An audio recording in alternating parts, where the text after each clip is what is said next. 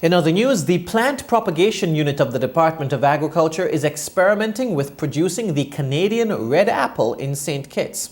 Director of Agriculture Melvin James said so far the department has successfully cultivated for a year a Canadian red apple tree.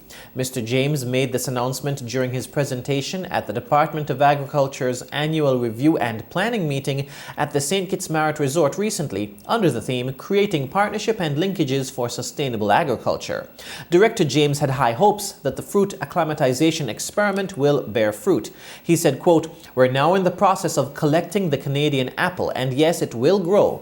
If you know how to handle it, it will bear apples. We're looking forward in the next couple of years to be able to eat locally grown red apples," end quote. The experiment with growing the Canadian red apple tree began in May of 2019. The tree was planted at the Department of Agriculture's Needs Must Farm and is growing healthily.